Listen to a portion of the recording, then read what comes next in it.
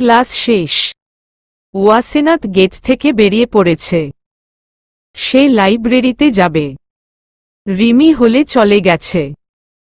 Gate থেকে বেরিয়ে ওয়াসেনাথ মুখের উপর হাত রাখে। চোখমুখ কুঁচকে আসে মুহূর্তেই। অস্পষ্ট স্বরে মুখ দিয়ে বেরিয়ে আসে, ওহ এত রোদ। ওয়াসেনাথের মতে রোদ পৃথিবীর সবচাইতে অদ্ভুত জিনিস। কখনো মনে হবে রোদ ছাড়া মানুষ অচল, আবার মনে হয় রোদের প্রয়োজনই নেই। তবে ওয়াসেনাথের জীবনে রোদের প্রয়োজন নেই বললেই চলে। রোদের তাপ গভীর হলেই হাত পা মুখ পুড়ে যাওয়ার মতো অবস্থা। কিন্তু বিকেলের মিষ্টি রোদ আবার সুন্দর। ওয়াসেনাথের কাছে রোদ মানেই ঘাম। এই বুঝি রোদে মুখটা জ্বলে উঠল, এই বুঝি জামা ঘামে ভিজে উঠল, আবার মনে হয় পানির তৃষ্ণায় মরমর অবস্থা। সবই ওয়াসেনাথের কাছে বিরক্তির একটা বড় কারণ। মনে হয় একরাশ বিরক্তিতে ঢেকে গেছে তার মেঘাচ্ছন্ন দুনিয়া। ওয়াসেনাথ নিজের চোখে মুখে বিরক্তি বজায় রেখেই মুখের উপর হাত দিয়ে এক পা করে রাস্তার পাশ ঘেঁষে হাঁটছে। মনে মনে বিড়বিড়ও করছে। কিছু দূর যেতেই ওয়াসেনাথ পা চালানো থামিয়ে দিল। তার সামনে একজন বয়স্ক লোক দাঁড়িয়ে আছে। চোখে মুখে তার চিন্তার ছাপ। চোখের মোটা ফ্রেমের চশমাটা 2-1 সেকেন্ড অন্তর অন্তর তিনি উঠাচ্ছে আবার হালকা নামাচ্ছে। কালো লম্বা ব্লেজার গায়ে। এত রোদে তিনি ঘেমে একাকার অবস্থা। ওয়াসেনাথ আগ্রহের সাথে এগিয়ে গেল। হাত নামিয়ে মুখে হাসির রেখা টেনে বলল, দাদু আপনার কি কোনো সমস্যা? লোকটা চমকে তাকাল। মোটা ফ্রেমের পিছনের ঘোলাটে ছাই রঙঙ্গা চোখ দিয়ে ওয়াসেনাথের দিকে একবার তাকাল। চোখ ঘুরিয়ে আবার তাকাল। তার তাকানোর ধরন দেখে মনে হচ্ছে ওয়াসেনাথ তার বহুদিনের চেনা। কিন্তু বয়সের তালে পড়ে ভুলে গেছে বা চিনতে পারছে না। বয়সটা মাঝে না আসলেই তিনি চট করে চিনে নিতে পারত, কিন্তু এখন পারছে না বলে তার চোখে মুখে একঝাঁক চিন্তা আরও বাসা বাঁধছে। ওয়াসেনাথ একটু অবাক হয়ে ভ্রুজোড়া বাঁকিয়ে আবার বলল, দাদু আপনার কি কিছু হয়েছে? মানে সমস্যায় আছেন? লোকটার চিন্তা শক্তিতে ওয়াসেনাথের কথা ব্যাঘাত এনেছে, তাই সে কিঞ্চিত বিরক্ত। নাকটা একটু উঁচিয়ে চমসা ঠেলে বলল, তেমন কিছু না। ওয়াসেনাথ আবার একটু হাসার চেষ্টা করে বলল, আরে বলেন না দাদু। সমস্যার কথা বললেই সমাধান আসে। আপনি যতক্ষণ পর্যন্ত সমস্যা নিজের মাঝে চেপে রাখবেন ততক্ষণ কোনো লাভ হবে না। বললেই সমস্যার সমাধান হয়, তাই ঝটপট বলে ফেলুন তো। লোকটা ওয়াসেনাথের আন্তরিকতা দেখে ভারী অবাক চোখে তাকাল। ওয়াসেনাথের মনে হচ্ছে এই গম্ভীর মুখ কারো সাথে মিলতে মিলতে মিলাতে পারছে না সে। একটুই কারচুপি আছে, কিন্তু কোথায় তা ধরতে পারছে না সে। লোকটা এবার হালকা হাসল। অনেকক্ষণ পরে তার মুখে হাসি ফুটেছে। হেসে তিনি বলল, আসলে আমার গাড়ির একটা চাকা গর্তে পড়ে গেছে। বৃদ্ধ মানুষ, গাড়ি ঠেলতে পারছি না, তাই দাঁড়িয়ে আছি।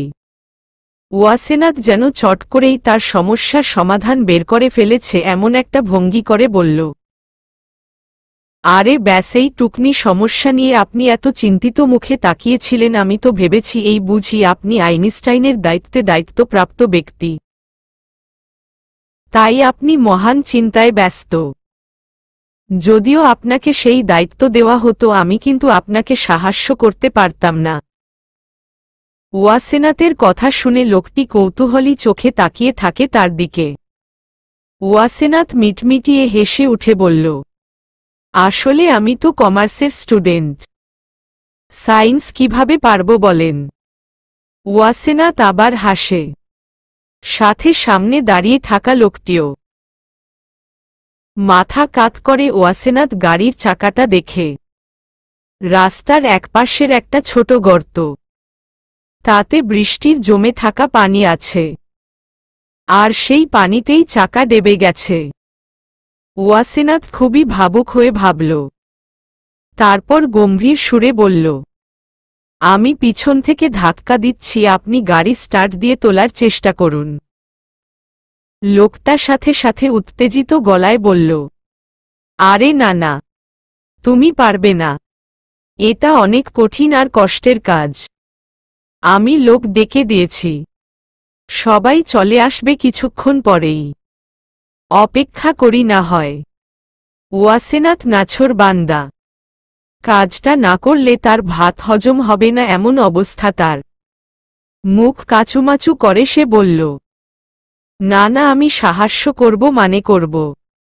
যান বসেন। আরে যান না, বলেই ঠেলে পাঠিয়ে দিল। নিজে পিছনে গিয়ে একবার আকাশের দিকে তাকাল। সূর্যকে অনুরোধ করল একটু মেঘের আড়ালে যেতে, কিন্তু সূর্য শুনল না। ওয়াসেনাথ দীর্ঘশ্বাস নিয়ে অনেক শক্তি সঞ্চয় করে পিছনে জোর লাগিয়ে ধাক্কা দেওয়া শুরু করে। ধাক্কা লাগিয়েই চলেছে, কিন্তু গাড়ি নড়ছে না, উল্টা তার জামা ভিজে যাচ্ছে। ওয়াসেনাথের কপাল চুয়ে চুয়ে ঘাম ঝরছে, তবুও সে পারছে না। মুখটা লাল হয়ে গেছে, হাঁপিয়ে উঠেছে, কিন্তু ফলাফলা শূন্য। অরিত্রাণ নিজের গাড়ির পাশে দাঁড়িয়ে ফোনে কথা বলছিল। ভার্সিটির চক্করে সে অফিস যেতে পারছে না, তাই ফোনে কথা বলছে। হঠাৎ চোখটা একটু ঘুরতেই ওয়াসেনাথকে গাড়ি ধাক্কাতে দেখে গেল। অরিত্রাণ ফোন পকেটে নিয়ে তাকিয়ে আছে। ওয়াসেনাথ নিজের সব শক্তি দিয়ে যখন ব্যর্থ, তখন হাঁপাতে হাঁপাতে কোমরে দুহাত গুজে দাঁড়িয়ে পড়ে। বৃদ্ধ লোকটি বেরিয়ে এসে আদরি স্বরে বলল, দেখলে তো, হাঁপিয়ে গেলে তুমি, তবুও কিছু হলো না, শুধু শুধু তোমার কষ্ট হয়েছে। বাদ দেওয়া। নাছোড়বন্ধা ওয়াসেনাথ তার কথা মানতে নারাজ। সে যে করেই হোক করবে, এমন একটা ভাব নিয়ে বলল, আরে দাদু দাঁড়ান তো, ভাবতে দেন কি করা যায়। ভদ্রলোকের দারুণ লাগছে মেয়েটার কথা শুনতে, কেমন মিষ্টি মিষ্টি কথার ভঙ্গি, তাই তিনিও আগ্রহের সাথে দাঁড়িয়ে আছে। বৃদ্ধ বয়সে গল্প করার ইচ্ছা থাকে প্রবল, তাই ভালোই লাগছে। একা একা দাঁড়িয়ে থাকার চেয়ে বাচ্চা মেয়েটার কথা শোনাই ভালো। লোকটা গাড়ির পাশে ঠেস দিয়ে দাঁড়িয়ে হাতের লাঠিটা পাশে চেপে রাখে। ওয়াসেনাথ গভীর মনোযোগীর মতো ভাবতে ভাবতেই তার চোখ পড়ে দূরে দাঁড়িয়ে থাকা মানবীর উপরে। চট করেই তার চিন্তিত মুখে এক চিলতি হাসি ফুটিয়ে এগিয়ে গেল তার দিকে। অরিত্রাণ ঠায় দাঁড়িয়ে আছে। ওয়াসেনাথকে তার দিকে আসতে দেখেই সে পিছনের দিকে যাওয়ার পথ খুঁজে, কিন্তু তার খোঁজা হল না। তার আগেই ওয়াসেনাথ তার সামনে এসে হেলে দুলে দাঁড়িয়ে পড়ে। ওয়াসেনাথ পা থেকে মাথা পর্যন্ত একবার অরিত্রাণকে দেখে নিল। হাসি বিলীন করে চোখে মুখে একরাশ অভিযোগ ফুটিয়ে এসে ভাবতে লাগল, লোকটা কেমন যেন। সকাল থেকেই মুখের ভাব আগের মতোই, কোনো পরিবর্তন নেই। গম্ভীর গম্ভীর ভাবে, যেন সে অতীব নিশ্চুপ প্রাণী। কথা বলতে পারে না তো কি হয়েছে, একটু হাসতে তো পারে, কিন্তু না, সব সময় কেমন গৌরগম্ভীর ভাব তার। আশ্চর্য। ওয়াসেনাথ ভাবনার জগৎ টপকে কপালটা একটু কুঁচকে বলল, আপনি দাঁড়িয়ে দাঁড়িয়ে দেখছেন, একটু এগিয়ে গিয়ে হেল্প করলে কি হয়। মানুষ মানুষের জন্যই তো, প্রত্যেকে মোরা পরের তরে, ভাবসম্প্রসারণ পরের নি বুঝি। অরিত্রাণ কিছুই বলল না, আগের ন্যায় তাকিয়ে আছে ওয়াসেনাথের কুচকানো মুখের দিকে। ওয়াসেনাথ আরও বিরক্ত হল। লোকটা বোবা ঠিক আছে, তাই বলে কি একটু মাথা দুলাবে না। ওয়াসেনাথ ক্ষেপে গেল, রাগী রাগী গলায় বলল, এমন স্ট্যাচু অপ লিবার্টির মতো থাকেন কেন বলেন তো। মনে হচ্ছে মুখের সাথে সাথে আপনার কানপুলেও হরতাল। শুধু কান না, সর্বোচ্চ জুড়েই হরতাল। অরিত্রাণের বেশি কথা পছন্দ না বলেই তার মনে হতো, কিন্তু এখন রিমন আর এই মেয়ের চক্করে পড়ে মনে হচ্ছে সে বেশ ধৈর্যের সাথে মানুষের ননস্টপ বকবক শুনতে পারে। সত্যি কি তাই? ওয়াসেনাথ ধুত করে শব্দ করে, চোখমুখ কুঁচকে চারদিকে একবার তাকিয়ে খপ করে অরিত্রাণের হাত ধরে টেনে হাঁটা শুরু করে। অরিত্রাণ স্তব্ধ, তার সারা শরীরে মনে হচ্ছে বিদ্যুৎ চলছে। হৃৎপিণ্ডের শব্দগুলো তালে তালে বাড়ছে। মনে হচ্ছে প্রতিটা পদক্ষেপে হৃৎপিণ্ড তুমুল হারে বাদ্যধ্বনি করছে। অরিত্রাণ দ্রুত হাত টেনে সরিয়ে নেয়। ওয়াসেনাথ একবার ভ্রুকুচকে তাকায়। অরিত্রাণ চোখ রাঙিয়ে তাকিয়ে থাকে কিছু সময়। ওয়াসেনাথ দায়সারা ভাব নিয়ে হাত উঁচিয়ে বলল, আরে একটু হেল্পের জন্য ডাকছি। এমন ভাব দেখাচ্ছেন কেন? অরিত্রাণ সামনে হেঁটে যায়। ওয়াসেনাথও পিছনে পিছনে যায়। লোকটা অরিত্রাণের দিকে অবাক হয়ে তাকিয়ে আছে, যেন এবার তার বার্ধক্য তাকে হার মানাতে পারেনি। সে চট করেই অরিত্রাণ নামক বান্দাকে চিনতে পারেছে। এটা যে অরিত্রাণ সে অতল ঝাপসা চোখের হলেও চিনতে পারবে। অরিত্রাণ নিজেও খানিকটা চমকাল, কিন্তু স্বাভাবিক ভঙ্গিতে পকেটে হাত ঢুকিয়ে সে দাঁড়িয়ে আছে। নিজের ভিতরে আসলে কি চলছে তা সে বুঝতে দিতে চাচ্ছে না। দুজনের দিকে ওয়াসেনাথ মাথা কাত করে কিছু সময় তাকিয়ে থেকে বলল, উনি গাড়ি ঠেলতে হেল্প করবে দাদু, আপনি বসে পড়েন। অরিত্রাণ চমকে তাকাল, অদ্ভুতভাবে চোখ বড় করল। চশমার আড়ালে তার চোখের আসল অবাকতা দেখা গেল না। অরিত্রাণ চারপাশে তাকিয়ে অবাক হয়ে ভাবছে অরিত্রাণ খান গাড়ি ঠেলব। What? How can this possible? সামনে দাঁড়িয়ে থাকা লোকটাও ভারী অবাক হল মনে হয়। তিনি অবাক হয়েই বলল, বলো কি দাদুমণি, উনি ঠেলবে গাড়ি? তাও এই মাঝ রাস্তায়? অসম্ভব। ওয়াসেনাথ একচিলতি হাসি হেসে বলল, আরে দাদু, উনি আমার নতুন বন্ধু হয়েছে, ভালো ছেলে, হেল্প করবে, আপনি চিন্তা করবেন না। তবে এভাবে চমকাচ্ছেন কেন? মনে হচ্ছে উনার দ্বারা এটা ইম্পসিবল। লোকটি নিজের চমসা ঠিক করে বলল, অনেকটা তেমনই দাদুমণি। ওয়াসেনাথ ভাব নিয়ে বলল, আরে না দাদু, দেখেন কত ফিট বডি। অরিত্রাণের বাহু দুই আঙ্গুল দিয়ে চেপে ধরল। অরিত্রাণ ছিটকে দুপা পিছিয়ে গেল। মেয়েটা ছুঁয়ে দেখলেই তার মনে হয় এই বুঝি হৃৎপিণ্ড লাফানো শুরু করেছে। অরিত্রাণ খানের এমন ফিলিংস জীবনে প্রথম হচ্ছে। ভয়ঙ্কর মেয়ে মানুষ। ওয়াসেনাথ দাঁত বের করে হেসে বলল, সেই বডি দাদু, একদম শক্ত আর শক্তিশালী। উনি তো একাই 10-12 গাড়ি অনায়াসে ঠেলে দিতে পারবে। কি বলিষ্ঠ দেহ, মাশাল্লাহ। এত সুন্দর ফিটনেস যদি কাজেই না আসে তাহলে এগুলোর কি দরকার বলেন তো? সকলে মোরা সকলের তরে, প্রত্যেকে মোরা পরের তরে। ঠিক বলেছি না?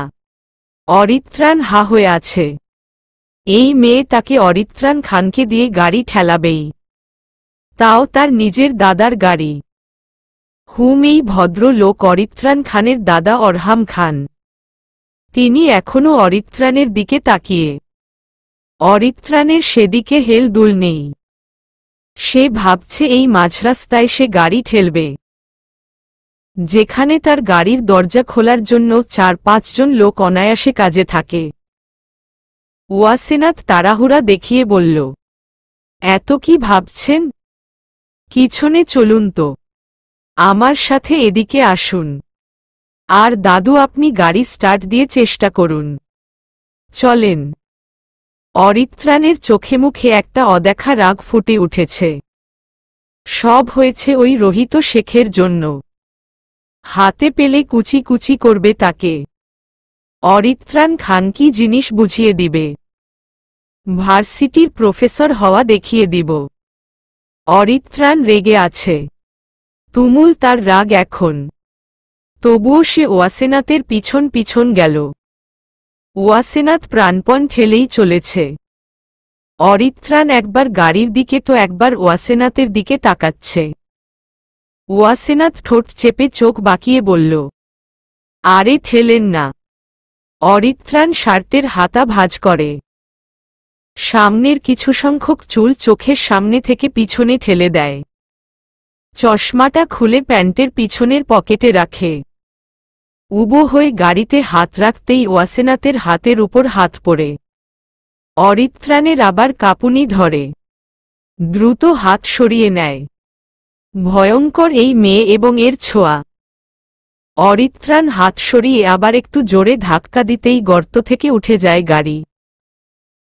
ওয়াসেনাথ মুখ চেপে অবিশ্বাস ঘটনা ঘটিয়েছে এমন ভাব নিয়ে চেঁচিয়ে বলল, ওহ মাই আল্লাহ, এটা আমি করেছি।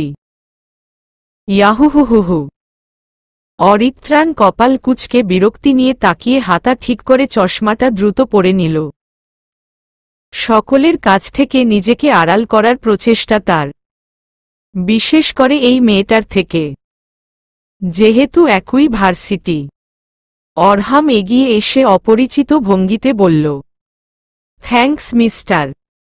ওয়াসেনাথ নিজেই লাফিয়ে বলল, নুহাশ্বাস। অরহাম ভ্রুকুচকে তাকাল।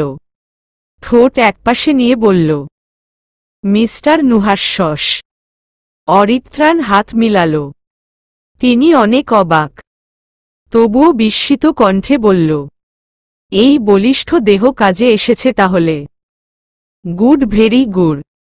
আসি তাহলে। আর পুচকি তোমাকেও ধন্যবাদ। ওয়াসেনাথের হেজাবের উপর হাত বুলিয়ে তিনি চলে গেছে। জানালা দিয়ে বার কয়েক অরিত্রাণের দিকে তাকাল। চোখে মুখে একরাশ চিন্তা, সাথে ভয়ও।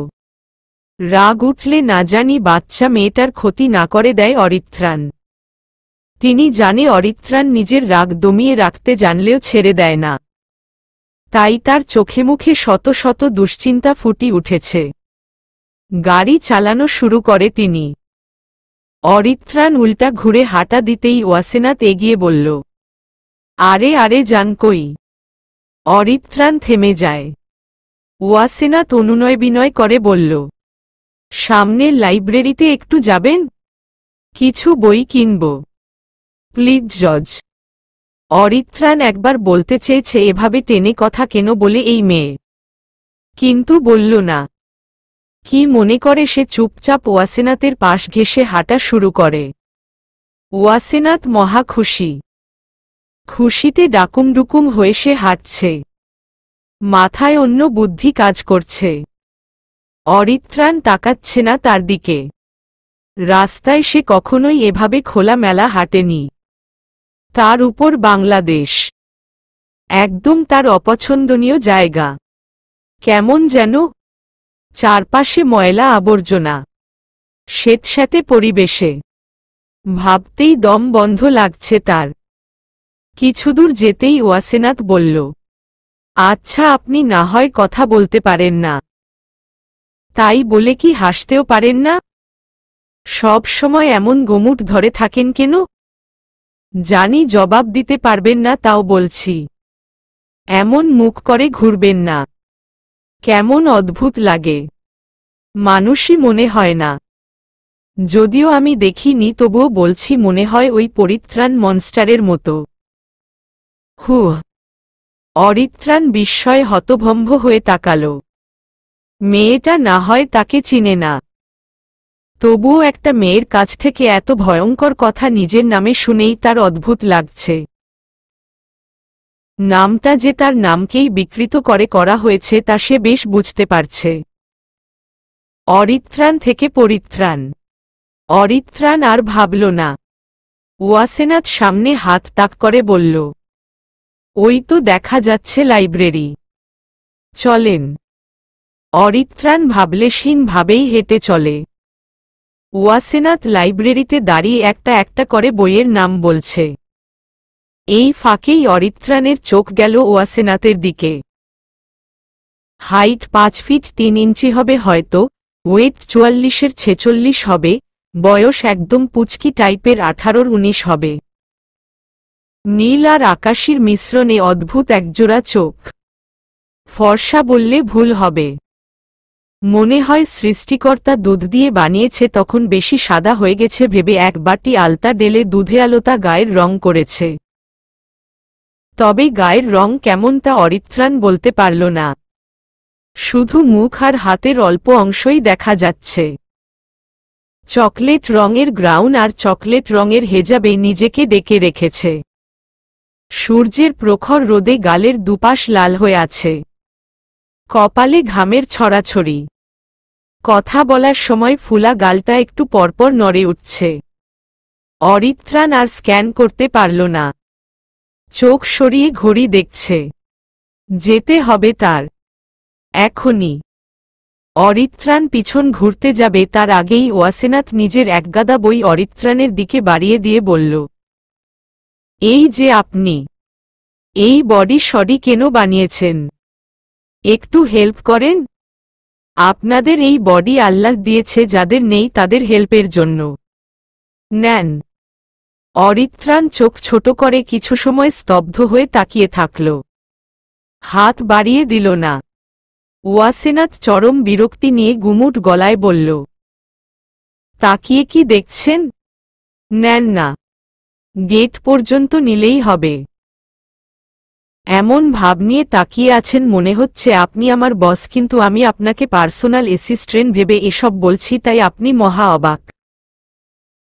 এমন তো নয়। আপনি তো আমার অনেকটা বন্ধুর মতো। এবার হেল্প করলে কিন্তু আপনারই লাভ। একটা বই পড়তে দিব ফ্রিতে।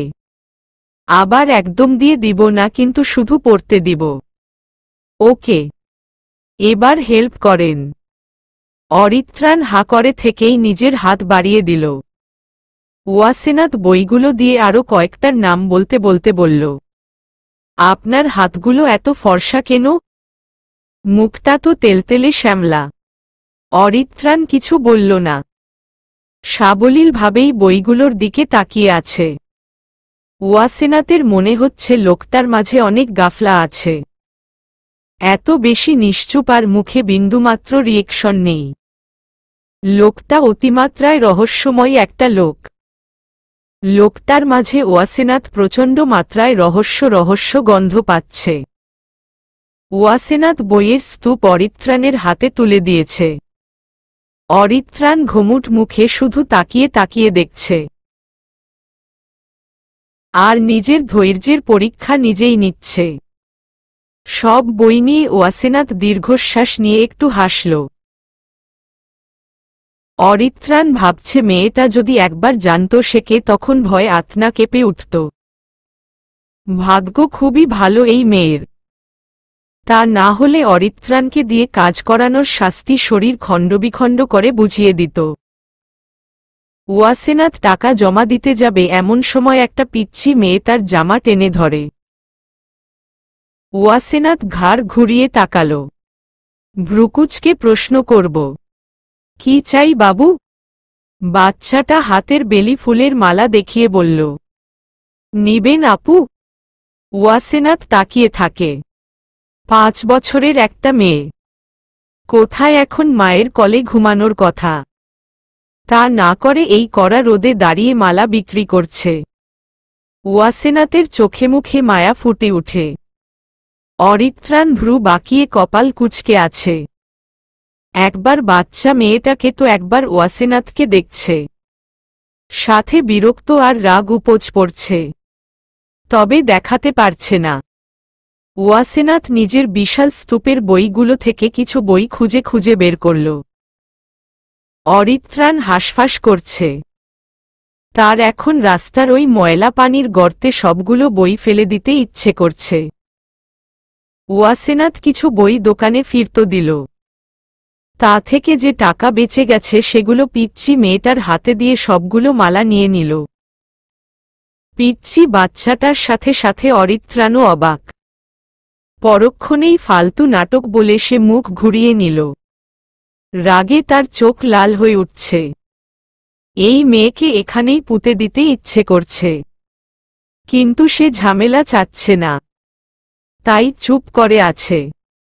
বাচ্চাটা মুচকি একটা হাসি দিল, তারপর বলল, সবগুলো তুমি নিবে? ওয়াসেনাত একটা মালা হেজাবের উপর বিছিয়ে দিল। গোল মালা তার হেজাবের উপর সুন্দর করে লেপটে গেছে, চকলেট রং এর সাথে সাদা।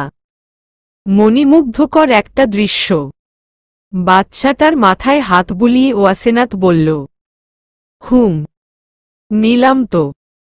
আমার অনেক বন্ধুবান্ধব আছে, ওদের দিব। তুমি সোজা বাড়ি চলে যাও। মেয়েটা আবার মিষ্টি করে হাসে। ওয়াসেনাত গাল টেনে দেয় আর মনে মনে ভাবে টাকাও গুনতে পারে না এই মেয়ে ফুল বিক্রি করছে। টাকা গুনতে পারলে অবশ্যই তার বেশি টাকা দেওয়ার ব্যাপারটাও ধরতে পারত। অরিত্রাণ বাঁকা চোখে তাকায়, আড়াআড়ি ভাবে ওয়াসেনাতকে দেখে। সূর্যের আলো ঝক করেই এসে চোখে মুখে পড়ছে, আর ওয়াসেনাত হাত দিয়ে আলো প্রতিরোধ করছে। অরিত্রাণের প্রচণ্ড বিরক্ত লাগছে। একেই রোদে তার স্কিন প্রবলেম হয়, তার উপর এত বই। অনেকগুলো বছর পরে আজ সে এভাবে দাঁড়িয়ে আছে, তাও মাঝ রাস্তায়। এই মেয়েকে তার খুন করতে ইচ্ছে করছে। ওয়াসেনাত অরিত্রাণের দিকে মোড় ঘুরিয়ে তাকাল, মিষ্টি একটা হাসি দিল। চোখমুখ কুঁচকে ঠোঁটে হাসি ঝুলিয়ে সে বলল, মালা পরাই সুন্দর লাগছে না খুব? জানি তো, আপনি তো আর মাথা দুলিয়ে হ্যাঁ বুঝাবেন না, তাই আমিই বলে দিলাম। বাই দা ওয়ে, মাথা নাড়াবেন না একদম। কথাটা বলেই ওয়াসেনাত অরিত্রাণের সাদা চশমায় নিজেকে দেখতে শুরু করল। অরিত্রাণ না চাইতেও তার চোখ ওয়াসেনাতের নীলাভ চোখে বিচরণ করছে। মুগ্ধ করা একজোর চোখ। কারো চোখ এত স্বচ্ছ কি করে হতে পারে? স্বচ্ছ নীল পানির মতো চোখ, জলজল করছে, রোদের কিরণে চিকচিক করছে। ওয়াসেনাতের কথায় অরিত্রাণের ঘোর কাটল। সে তো নিজের প্রতিই অবাক। ওয়াসেনাত খুশি হয়ে বলল, বাহ, দারুণ লাগছে তো আমাকে। আমি কিন্তু এত সুন্দর না, আর নিজের তারিফও নিজে করছি না। আপনি কথা বলতে পারলে নিশ্চয়ই এভাবেই বলতেন, তাই আমিই আপনার হয়ে বলে দিলাম। হি হি। অরিত্রাণ মনে মনে বিড়বিড় করে, পাগল নাকি? ওয়াসেনাত আবার নিজের কথার ঝুলি খুলে বসল। বলল, আপনার এই নুহাস্যস নামে আমার বিশাল গাফলা মনে হয়, বুঝলেন? অরিত্রাণ চমকে তাকাল, সাথে বিরক্ত।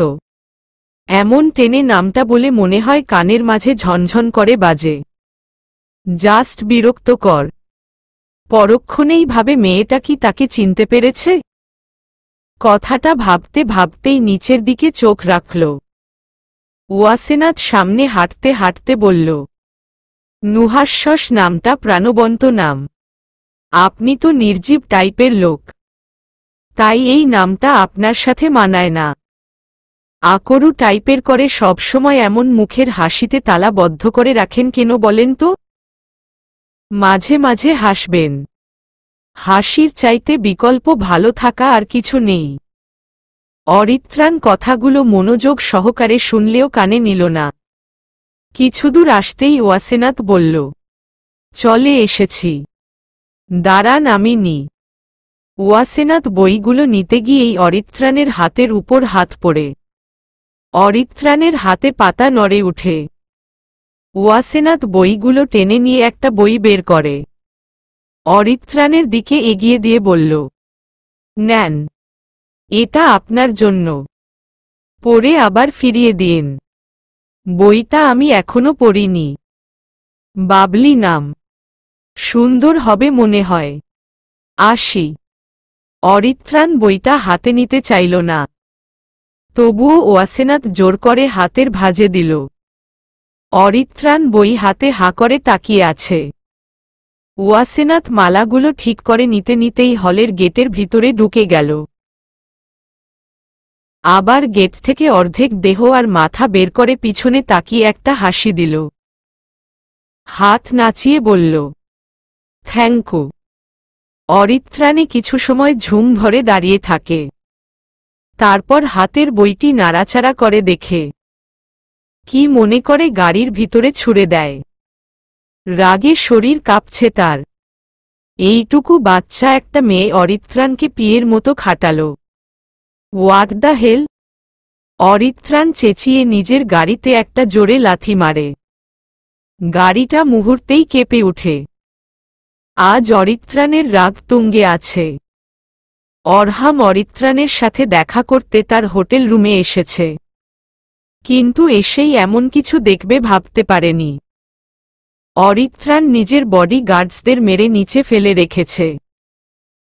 রিমন পাশেই কাঁপছে। তার কাঁপাকাঁপি দেখেই তিনি বিস্তারিত বুঝে গেছে অরিত্রাণ রেগে আছে। আর তার কারণ যে ওই বাচ্চা মেয়েটা, তাও তিনি বুঝে গেছে। এই ছেলের গতি হবে না কখনোই। কথাটা নিজের মনে কয়েকবার আওড়ায়।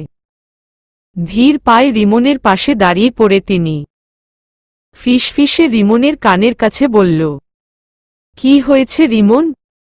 রিমন একটু পিছনে ঝুঁকে আর চোখে অরিত্রাণকে দেখে নিয়ে আবার সোজা হয়ে বলল, কোনো মেয়ের উপর জানি রেগে আছে? কিছু বলছে না।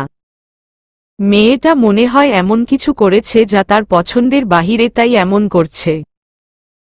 জানোই তো অরিত্রাণের রাগ কেমন। অরিত্রাণ খুবই শান্ত হয়ে বসে আছে। তাকে দেখে কেউ বুঝবেই না যে কিছুক্ষণ আগে সে নিজেই এদের মেরে ফ্লোরে ফেলে দিয়েছে। সে এখন সোফায় দু হাত মেলে বসে আছে। সামনে ল্যাপটপ।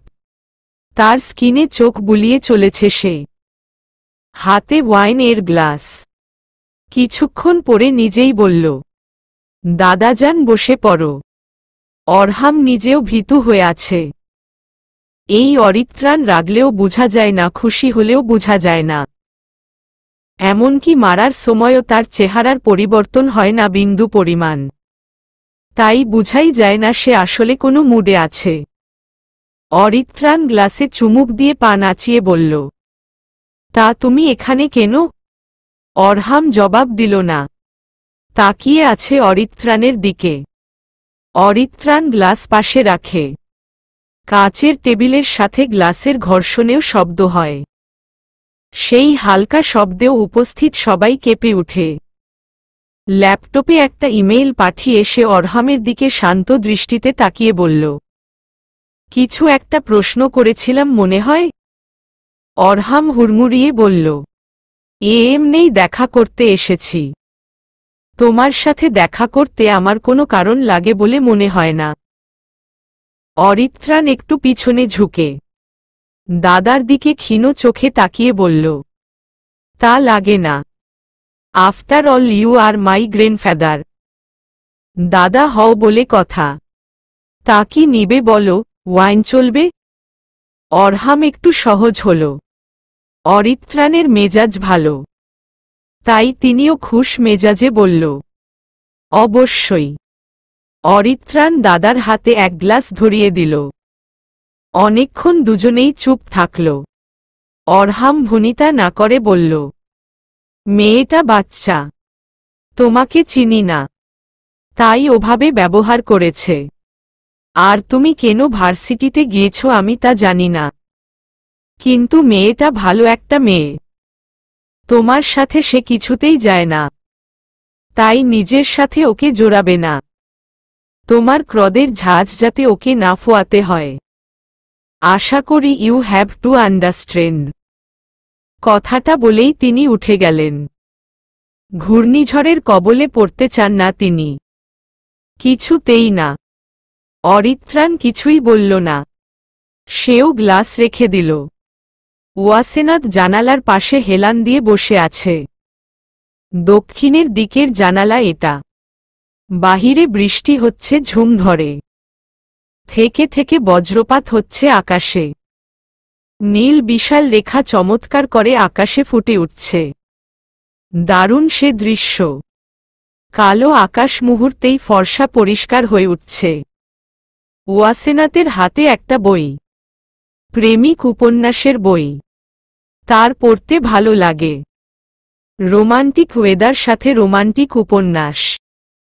মনে মনে এক কাপ গরম কফি আবেদন করছে। কিন্তু যে দেওয়ার সে কই? ওয়াসেনাত জানালার দিক থেকে চোখ সরিয়ে সামনে তাকাল। রিমি অলরেডি দুটো মগ হাতে দাঁড়িয়ে আছে। ওয়াসেনাত তাকাতেই মিষ্টি করে হালকা মোটা ঠোঁট জোড়া প্রসারিত করে হেসে উঠে। ওয়াসেনাতও হাসে। হেসে বলল, তুই কিভাবে বুঝলি কফির দরকার? রিমি ওয়াসেনাতের পাশে বসে ভাব নিয়ে বলল, সব জানতা রিমি বলে কথা। দুজনেই হাসে। জানালা ভেদ করে বৃষ্টির ফোঁটা দুজনেরই গায়ে মুখে এসে আছড়ে পড়ছে।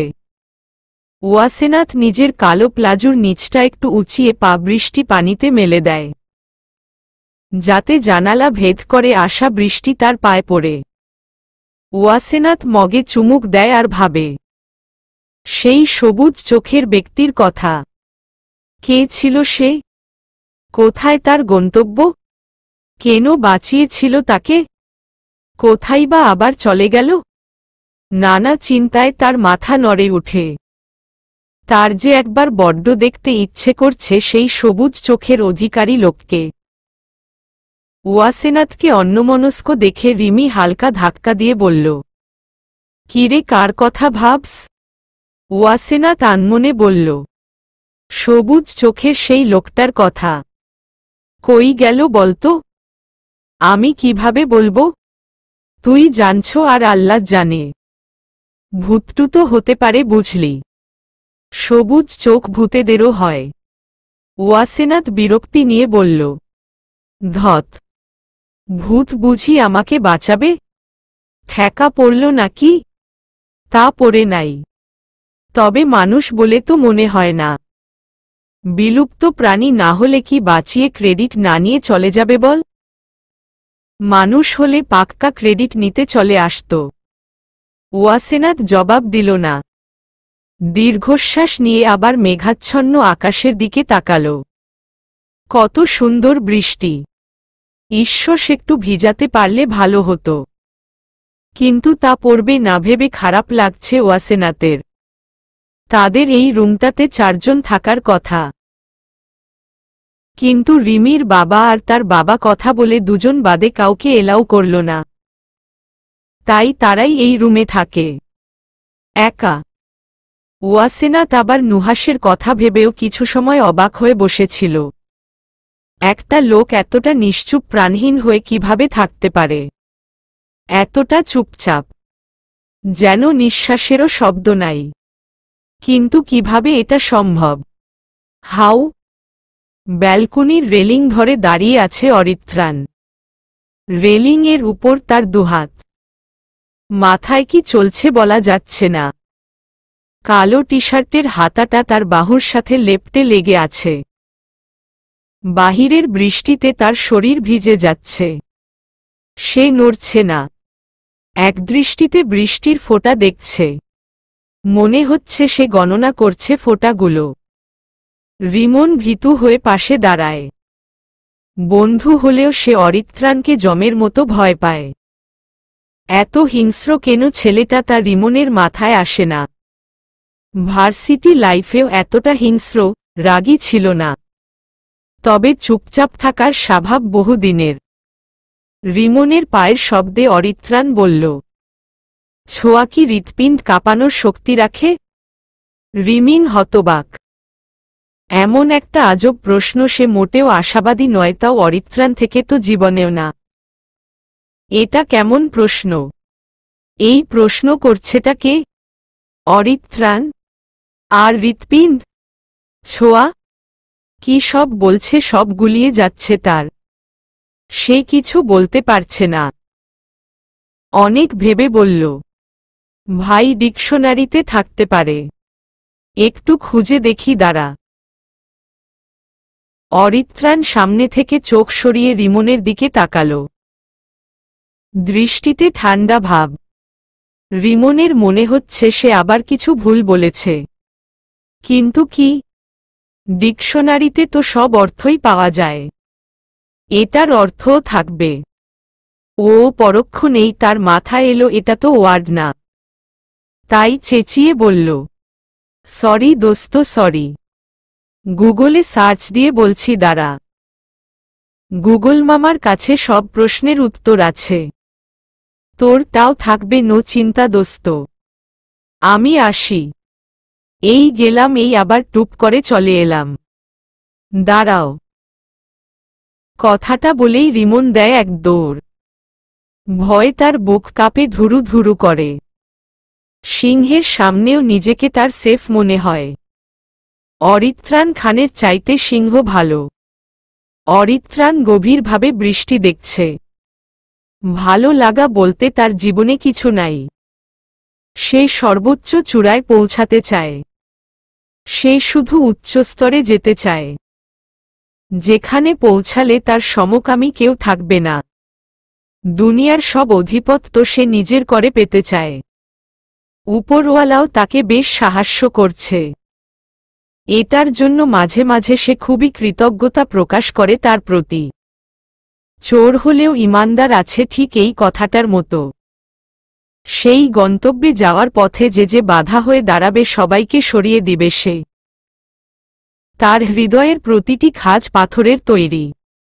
দয়ামায়া নেই, সত্যিই নেই। কারো প্রতি দয়ামায়া কাজ করে না তার, আর করবেও না। অরিত্রাণ ঠোঁট কামড়ে বৃষ্টির দিকে চোখ রাখে। ঘন বর্ষণ হচ্ছে। অপেক্ষাটা কষ্টের, বেদনার, আকুতি ভরা, তবে মিষ্টি মধুর। আমি অপেক্ষায় আছি সবুজ চোখের হৃদয়বান মানবী আপনার জন্য। হয়তো আমাদের দেখা হবে। হবে যদি উপরওয়ালা চান। অবশ্যই হবে। কোনো বর্ষার ধারালো স্রোতের বাঁধভাঙা বর্ষণে। হয়তো বা গ্রীষ্মের পরন্তু বিকেলে। নয়তো বা কনকনে শীতের বাতাসে ডাকা কোনো শহরের গলিতে। হতেও পারে বসন্তের কোনো ফুলের পরকে। তবে দেখা হবে। আমি অপেক্ষায় আছি সবুজ চোখের হৃদয়বান মানবী আপনার জন্য। এই নীল চোখ আপনার দেখা পেতে আকুল হয়ে আছে। কথাগুলো নিজের মনে বিড়বিড় করে বলে ওয়াসেনাথ হাসে। চোখ আবার বৃষ্টির দিকে। একটি শহরের দুপ্রান্তে দুটি মানুষের হৃদয় কথা বলছে। তবে ভিন্ন তাদের চেওয়া, আকাঙ্ক্ষা, অনুভূতি। এত ভিন্নতার মাঝে এক হওয়া কি যায়? রিমন নিজের রুমে বসে আছে। ফোনটা নিয়ে সে সত্যিই গুগলে সার্চ দিবে বলে ভাবে। পরক্ষণেই ভাবে কি লিখে সার্চ দিবে। ছোঁয়া? গুগল মামা তাকে নির্ঘাত পাগল ভাববে। এটা সে কিছুতেই হতে দিবে না। রিমন ফোন রেখে দিল। বিছানা ছেড়ে উঠে কিছু সময় নিয়ে পায়চারি করে ভাবতে লাগল, অরিত্রাণ এটা কেন বলল? দুই মেরুর কথা। অরিত্রাণ কখনোই এই ছোট একটা ব্যাপার নিয়ে কথা বলার মানুষ না। তাহলে সে কেন বলল? ছোঁয়া মানে তো টাচ। মানে ধরা। আচ্ছা, কে ধরেছে অরিত্রাণকে? ভূতে? রিমন হায় আল্লাহ বলে বিছানায় বসে পড়ে। ভূতে ধরেছে বলেই তো সে হৃৎপিণ্ড কাঁপার কথা বলেছে। রিমন একরাশ আফসোস নিয়ে বসে বসে দোয়া করছে ভূত যাতে অরিত্রাণকে ছেড়ে দেয়। ফোনে টুং করে শব্দ হয়। রিমন মনোযোগ সরিয়ে ফোনের দিকে তাকায়। ফোনে মেসেজটা দেখেই তার চোখ বড় বড় হয়ে যায়। খুশিতে ডগমগিয়ে উঠে লাফিয়ে বিছানায় বসে। ফোনটা ধরতেও যেন তার হাত কাঁপছে। মেসেজটা না পড়েই সে নামটার দিকে তাকিয়ে আছে। আরও কিছু টুং টুং শব্দ হয়। রিমন মেসেজ দেখা শুরু করে। এতক্ষণের খুশি বিলীন হয়ে গেছে তার। মেসেজটা রিমির।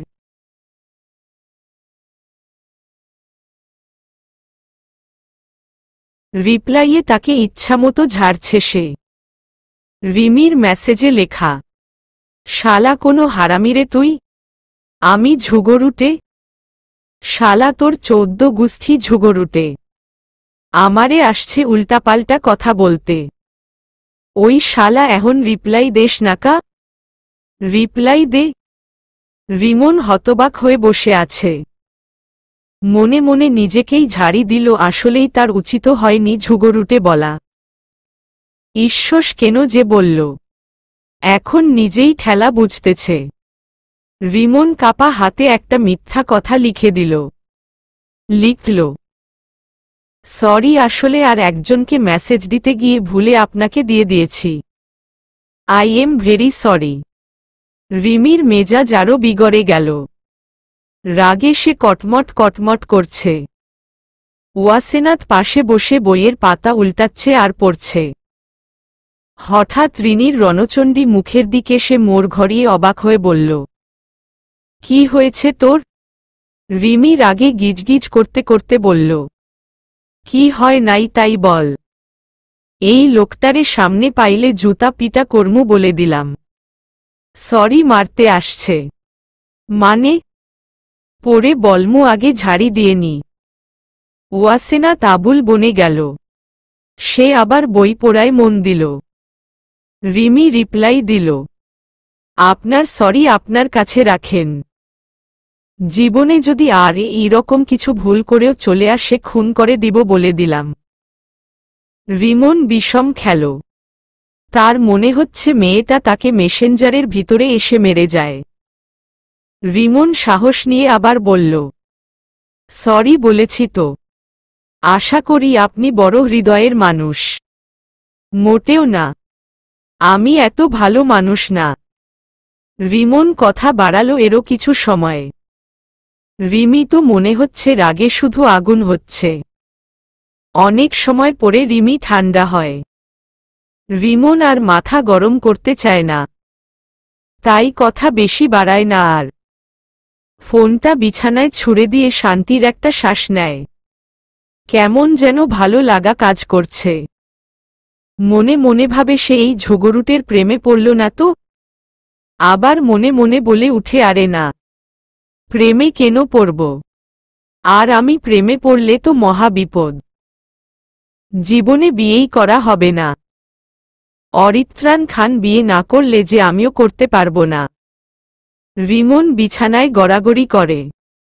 ঘুম যেন চোখেই ধরা দিচ্ছে না। অরিত্রাণ রেলিং থেকে হাত সরিয়ে ফেলে।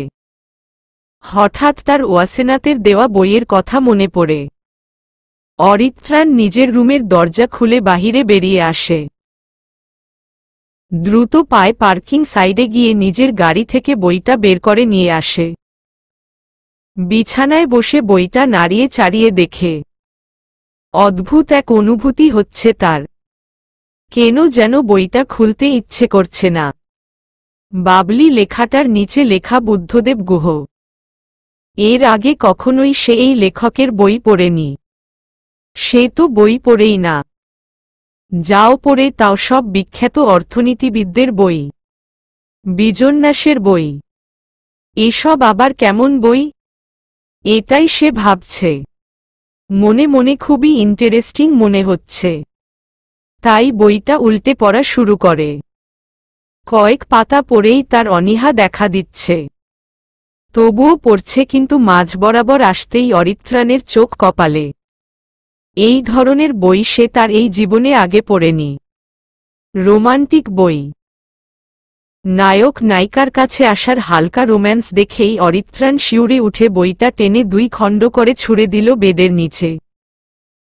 চেঁচিয়ে বলল, রাবিশ, ডিসগাস্টিং বুক। কিভাবে পড়তে পারলাম আমি? হাউ? প্রেম?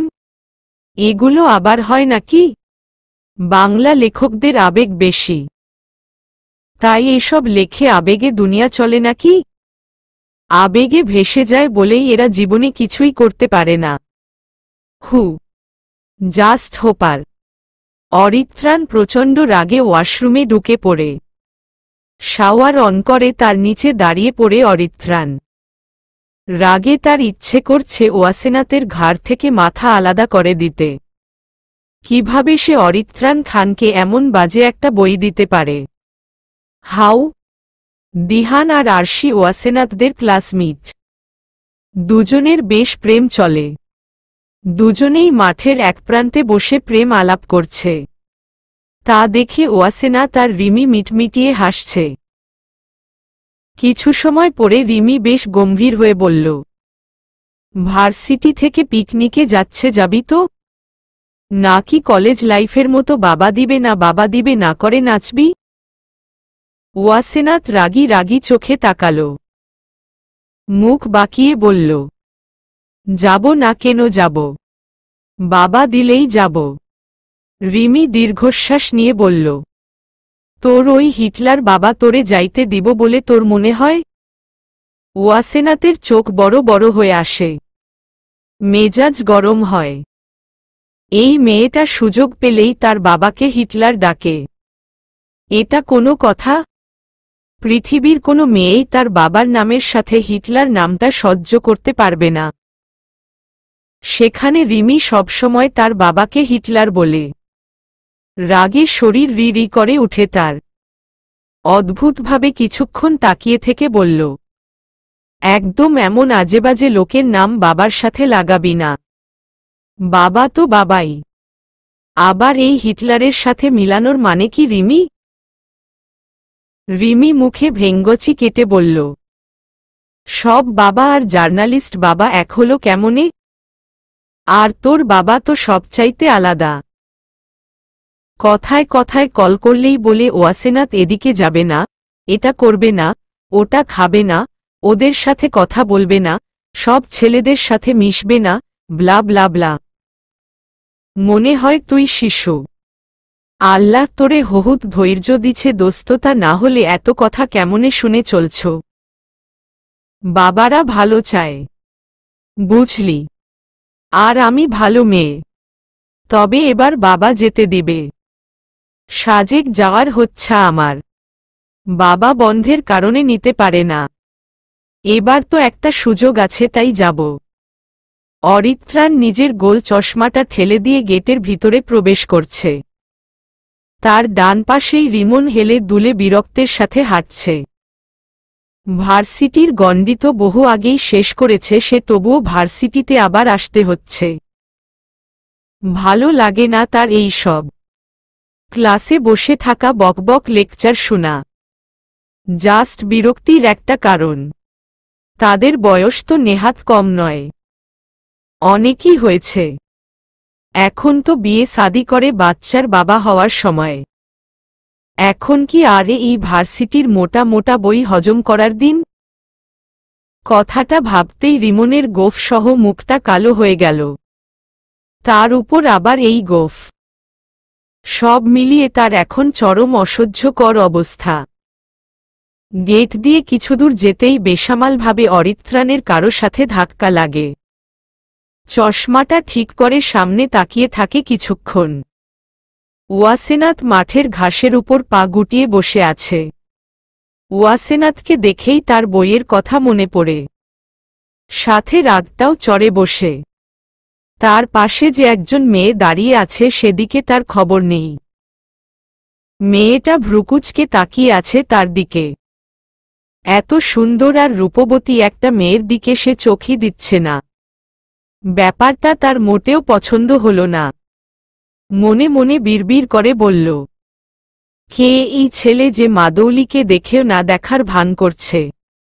অরিত্রাণ আবার হাঁটা শুরু করে। যার সাথে ধাক্কা লেগেছে সেদিকে তার বিন্দুমাত্র ইন্টারেস্ট নেই। মাদৌলি গভীরভাবে পর্যবেক্ষণ করে ভাবে, শ্যামবর্ণের হাবলার মতো দেখতে একটা ছেলের মাঝে এত অ্যাটিটিউড কিভাবে সম্ভব? মাদৌলির অনেক আগ্রহ জাগে। মাথা ঘুরিয়ে শুধু তাকিয়ে থাকে অরিত্রাণের দিকে। সামান্যের মাঝেও যেন অসামান্য ব্যক্তিত্ব এই ছেলের। তাহলে কি শেষমেশ একটা শ্যামবর্ণের চিপচিপে বলিষ্ঠ দেহের হাবলার মতো চাশমিশ ছেলের উপর মাদৌলি ক্রাশ খেয়েছে? কথাটা ভেবেই যেন অবাক মাদৌলি। অরিত্রাণ খানের মতো লোক রেখে সে এই ছেলের উপর ক্রাশ কেন খেতে যাবে? দেখতে কেমন? চোখে মুখে গম্ভীর ভাব। কোনো স্মার্টনেস নাই। শার্টটাও ইন করে নাই। সস্তা একটা শার্ট গায়ে। হাতের ঘড়িটাও কম দামি। এমন সস্তা টাইপের ছেলের দিকে মাদৌলি তাকালো কিভাবে? কথাগুলো আপন মনে বিড়বিড় করে মাদৌলি সামনে হেঁটে যায়। অরিত্রাণকে মাঠের দিকে আসতে দেখেই ওয়াসেনাথ লাফিয়ে দাঁড়িয়ে পড়ে দ্রুত দৌড়ে অরিত্রাণের সামনে এসে দাঁড়ায়। ওয়াসেনাথের এত তাড়াহুড়া দেখে অরিত্রাণ কপাল কুঁচকে তাকিয়ে আছে। ওয়াসেনাথকে দেখে মনে হচ্ছে তার মহামূল্যবান সম্পদ অরিত্রাণ চুরি করে পালিয়ে যাচ্ছে, যা সে কখনোই হতে দিবে না। অরিত্রাণ নিজের ফোন পকেট থেকে বের করে স্ক্রল করছে। সে জানে এই মেয়ে সামনে টপকে পড়েছে মানেই শুরু করবে কথার ঝুলি। ওয়াসেনাথ কিছুক্ষণ চুপচাপ দাঁড়িয়ে আর চোখে অরিত্রাণকে দেখে নেয়। তার খুব রাগ লাগছে। অরিত্রাণ তার দিকে একবারও চোখ তুলে তাকালো না। সে নিজের মতো ফোন নিয়ে বিজি। তাকে দেখে মনে হচ্ছে ফোন স্ক্রল করার মতো গুরুত্বপূর্ণ আর মহান কাজ এই পৃথিবীতে দ্বিতীয়টি নেই। তার আশেপাশে ওয়াসেনাথ নামের কোনো মেয়েও নেই, এমনকি কেউ নেই। ওয়াসেনাথ রাগে ফুঁসছে। এমন ভাবলেশহীনভাবে থাকার মানে কি? রিমন পাশে দাঁড়িয়ে দাঁত কেলিয়ে হেসে বলল, কেমন আছো ওয়াসেনাথ? ওয়াসেনাথ চোখ বাঁকিয়ে একবার রিমনকে দেখে নিল। তারপর বলল, ভালো। আপনি কেমন আছেন গোফা মাহির? ভালো, বেশ ভালো। দাঁতে দাঁত চেপে কথাটা বলল রিমন। সাথে হাসি হাসি মুখটা কালো করে ফেলল। তার এখন এই মুহূর্তে অরিত্রাণের সকল পরিকল্পনায় পানি ফেলে এই গোফটা ছুঁড়ে দিতে ইচ্ছে করছে। তার ওয়াসেনাথকে দেখাতে ইচ্ছে করছে সে আসলে কতটা সুদর্শন। এই মারাত্মক বিশ্রী গোফটা তার না, কিন্তু চাইলেও সে এটা করতে পারবে না। তাই নিঃশব্দে কিছু দীর্ঘশ্বাস গোপন করে মনে মনে অরিত্রাণকে গালাগাল করা শুরু করে। একজন সুন্দরী তরুণীরা মুখে নিজের এই বিশ্রী নামটা নিতান্তই নেওয়ার মতো না, তাই সেও পারছে না। ওয়াসেনাথ অনেকক্ষণ তাকিয়ে থাকার পরেও অরিত্রাণ মাথা তুলে তাকাল না। সে নিজের মতো কাজ করে চলেছে। ওয়াসেনাথ রেগে কটকট করে বলে উঠল, আমার বইটা কই? নিয়ে যে গায়েব হলেন, হাতে করেও তো নিয়ে আসলেন না। কোথায় রেখেছেন? কথাটা বলেই উত্তরের আশায় তাকিয়ে রইল ওয়াসেনাথ। এবারও চোখ তুলে তাকাল না অরিত্রাণ। নিচের দিকে তাকিয়ে অধীর মনোযোগী সে। ওয়াসেনাথ আবার বলল, কথা বলতে পারেন না বুঝলাম। ইশারাও কি করতে পারেন না? ইশারা করে দেখিয়ে দেন, আমি নিয়ে আসব। কই রেখেছেন? রিমন এক ধাপ আগ্রহ দেখিয়ে বলল, কিসের বই? ওয়াসেনাথ মনে জোর পেল। একজন তো জবাব দিয়েছে, এতেই হবে। তাই ইনিয়ে বিনিয়ে রচনার মতো বলল, কাল আমি লাইব্রেরিতে যাওয়ার সময় উনাকেও নিয়ে গিয়েছিলাম। অনেক বই তো, আর উনার তো সেই মাশাল্লাহ বডি, তাই উনার হাতে তুলে দিলাম। বিনিময়ে একটা রোমান্টিক উপন্যাস পড়তে দিয়েছি, আজ ফিরত দেওয়ার কথা, কিন্তু তার হাতে তো কোনো বই নেই। কোথায় রেখেছে বলেন তো গোফা মাহির? ওয়াসেনাথের চিন্তিত ভঙ্গি। রিমন আর দাঁড়াল না। ধপ করে নিচে বসে মাথায় হাত বুলাতে বুলাতে বিড়বিড় করে বলল, রোমান্টিক? তার উপর বই, তার উপর অরিত্রাণ খান, তার উপর বহন করিয়েছে। আল্লাহ আবার নাকি পড়তেও দিয়েছে। এই মেয়ে বাঁচবে না, কিছুতেই না। নিজের মরার বন্ধাবস্থা নিজে করতে এই প্রথম দেখলাম। আল্লাহ বাঁচাও। বাচ্চা মেয়ে। গোফা ডাকটাও মাফ করে দিলাম, তাও বাঁচাও। ওয়াসেনাথ বেশ বিরক্ত। মাথার উপের সূর্যের তাপ তার চোখে মুখে পড়ছে। গালগুলো লাল হয়ে উঠছে মুহূর্তেই। সাথে কপালে একরাশ ঘাম। রাগ, বিরক্ত একসাথে তার এখন বাজে অবস্থা। এই বোবা লোকের সাথে কথা বলা আর কলা গাছের সাথে কথা বলা তার কাছে এক মনে হচ্ছে। লোকটা এমন রোবটের মতো কেন? কোনো কিছুতেই যেন তার পাত্তা নেই। একাই 100 টাইপের ভাব। ওয়াসেনাথ প্রকাণ্ড রাগ নিয়ে বলল, আমার বই কোথায়? ছিঁড়ে ফেলেছি। অরিত্রাণের স্বাভাবিক কণ্ঠ। ওয়াসেনাথ সহ উপস্থিত বাকি দুজনও অবাক, বাকরুদ্ধ, হতভম্ব হয়ে অরিত্রাণের দিকে তাকাল। যা শুনছে সব মিথ্যা মনে হচ্ছে। রিমন ভেবেছে অরিত্রাণ বোবার রোলটাই করবে, কিন্তু না, এত পুরা ব্লান্ডার। ওয়াসেনাথের নাকে শিরশির করে বাজে অরিত্রাণের বলা কথাটা। সাথে আতঙ্কে তাকিয়ে ওয়াসেনাথ ভাবে, আচ্ছা, সে যা শুনেছে সত্যি কি তাই বলেছে? নাকি সে ভুল শুনেছে? হতেই পারে এটা স্বপ্ন। তা না হলে কিছুক্ষণ আগ পর্যন্ত যাকে বোবা ভেবেছিল হঠাৎ সে কথা বলছে। কি আশ্চর্য! অদ্ভুত, ভারী অদ্ভুত। ওয়াসেনাথ হয়তো বইয়ের চিন্তাই এমন আজেবাজে শুনছে সেটা ভেবেই সে হাত বাড়িয়ে অরিত্রাণের হাতে একটা মৃদু ধাক্কা লাগাল। অরিত্রণ অবাক হয়ে বলল, হোয়াট? ওয়াসেনাথ উত্তেজনার সাথে মহা অবাকতা আর বিস্ময় নিয়ে বলল, ওহ মাই আল্লাহ! আপনি কথা বলতে পারেন? মানে বোবা নন? How can this possible? Aritran জবাব দিল না। এতক্ষণ পরে সে চোখ তুলে ওয়াসেনাথের পাশের দিকে তাকাল। এই দিক দিয়েই সেই লোকটা গিয়েছে। অরিত্রাণ চোখ ছোট করে খুবই তীক্ষ্ণভাবে তাকিয়ে লোকটির চলে যাওয়া দেখল। তার চোখে একটা হিংস্র ভাব ফুটে উঠলেও তাকেও দেখল না। চশমার আড়ালে আর কালো লেন্সের কারণে তা ডেকে আছে। লোকটাকে তার এখনই কুচি কুচি করতে ইচ্ছে করছে, কিন্তু সে পারবে না। অনেক ইনফরমেশন নিতে হবে এর থেকে। খুবই গুরুত্বপূর্ণ এই লোক তার জন্য। ওয়াসেনাথ বিকট শব্দে চেঁচিয়ে বলল, আপনি কথা বলতে পারেন, এটা আমাদের বলেননি কেন? আর এই যে গোফা মাহির, আপনি তো সব জানতেন। সব বুদ্ধি গোফের পিছনে না দিয়ে সত্যিটা বললে কি হতো? মিথ্যা কেন বললেন? রিমিও তাল মিলিয়ে বলল, ওয়াসু, তোরে আগেই বলছি এই লোকের মাঝেই বড় গাফলা। দেখ কেমন ভিলেনের মতো গোফ, দেখেই গুন্ডা গুন্ডা লাগে। রিমন বিড়বিড় করে হতাশ গলায় বলল, যত দোষ নন্দ ঘোষ। এই কি বললেন? কি বললেন? রিমির ক্রা গলা, কিছু না। আসলে আমি তো বলেছি ও শুনতে পায়, বলতে পারে না এটা তো বলিনি। তোমরাই ধরে নিয়েছ, এতে আমার কি দোষ? ওয়াসেনাথ ক্ষুব্ধ চোখে তাকিয়ে আছে অরিত্রাণের দিকে। সাথে নিজের দোষ নিয়েও সে চিন্তিত। একটা লোক কথা বলতে পারে কি না এটাই ধরতে পারল না। শত্রু কিভাবে চিনবে? ওয়াসেনাথ শক্ত গলায় বলল, কথা যখন বলতে পারেন তখন মুখটাকে এমন করে রাখেন কেন? যেন সবাই বোবা বলে? জবাব দিতে পারেন না? খাও, যত সব। আমার বই দেন। ছিঁড়ে ফেলেছি, কবার বলবো? ছিঁড়ে ফেলেছেন মানে কি? পড়তে দিয়েছি, ছিঁড়তে না। অরিত্রাণ সোজা হয়ে দাঁড়াল।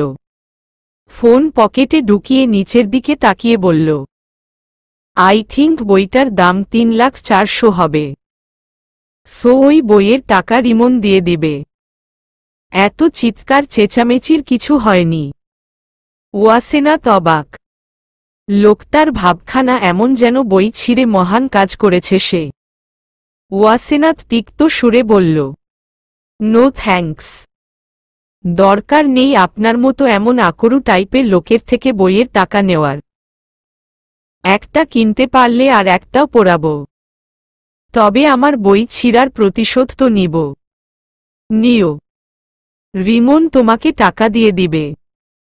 Let him do this. Clear? দরকার নেই মানে দরকার নেই। আপনার মতো লোকের সাথে আমি আর কথাই বলবো না। কিভাবে আপনি আমার বই ছিঁড়লেন? বাই।